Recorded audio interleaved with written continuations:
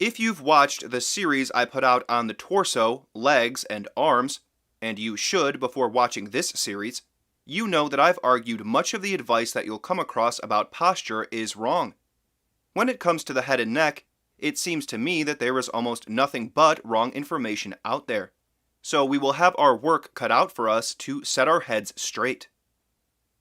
F.M. Alexander's most famous words start with the idea of letting the neck be free so that the head can go forward and up. But what exactly does that mean? We'll get there, but first let's get acquainted with the neck and head. The neck covers the top 7 vertebrae of your spine. The vertebra just below the neck connects to the first rib, so the neck is essentially what is above your rib cage. The head covers the skull, which is made up of a number of bones. All of these bones are joined by synarthrodial joints, which are joints that don't move under normal conditions, except of course the mandible, which is the jawbone. But I wouldn't say that it's entirely true that the bones of the skull don't move. The shape of the skull and the relative position of, say, the maxilla bone, which is just above your mandible and makes up the area of the nose up to the eyes, can be changed a relevant and significant amount. It takes time, but the bones of the skull can be moved towards a better configuration. Just as someone's skull can become misshapen due to bad habits, it can be corrected by good use. The head connects to the neck by the atlas, the top vertebra, which is somewhat different in shape from the other vertebrae. The second vertebra, the axis, is also somewhat unique. The atlas and the axis have a greater range of motion than the rest of the vertebrae, which is why we can pivot our head quite a bit to look side to side. In the Alexander technique world today, it's very common to put a large emphasis on the head-neck relationship. However, in the initial Alexander technique, the torso is primary. The head and neck are not irrelevant, they're as relevant as every other part, but the torso is primary. So we will first look at the upper torso, as what's happening in the head and neck will be massively influenced by what's happening there. Let's look at a before and after picture of a so-called postural improvement. If we focus in on the upper torso, I think it would be hard to say something other than that the upper torso is leaning back. It certainly appears that this man has been told to pull his upper torso back to improve his posture. If we put a line at the front, we see that it too is leaning back. The head is basically over the rib cage, maybe you could say a little bit behind center. Now let's look at a picture of F.M. Alexander. We see something entirely different.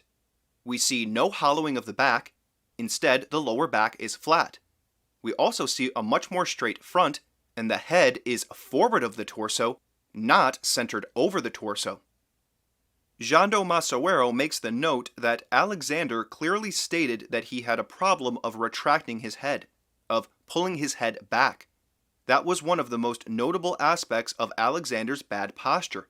It was one of the first clues he followed to understand his postural problems. This picture is obviously from later in his life, after he developed a system for correcting postural problems. So this is a man who had a problem of pulling his head back. But when we look at him, we see that his head is way forward of what you'd see in the average person. I don't think you can say this is an accident, or a matter of Alexander's personal anatomy. He developed a system that emphasized the idea of head forward and up, and we see him with his head forward and up relative to his torso.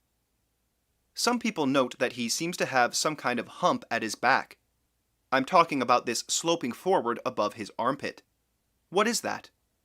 Upon further inspection, you will find that this hump, so to speak, is present in everyone. Let's return to our average person. If we simply rotate the picture, we see that he has this same round of the upper back, and we can make Alexander stand like this with a simple edit to rotate his upper end back and down. We can explain this shape fairly easily.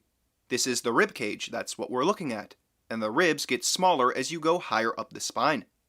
The first ribs, the highest ribs, are very small compared to the lower ribs. So as you get towards the top of the rib cage, the spine at the back and the sternum at the front are going to get closer and closer together. That is what forms this rounding shape. So the question clearly is, how is your rib cage supposed to be oriented? Should it be straight at the front and back with a rounded top, or should it be angled at the front and back with the rounded portion pointing maybe 25 degrees back? If you've watched the series about the torso, you already know the answer to this question. But there's still something we need to reckon with. What's happening with the head? Should the head be over the torso or in front of it? And if Alexander's posture is right, then what is forward head posture? The idea of forward head posture is probably the most well-known concept in the posture world. Most people that start to look at their posture come to believe they have forward head posture. So why would Alexander want our head to be forward like this? I'd like you to spend a little time observing people around you and yourself. What does your upper torso look like? What do other people around you look like? How does what I've said so far match up with what you see in reality? Then join me next episode and we'll start to make sense of the head and neck and this peculiar question of what is forward head posture.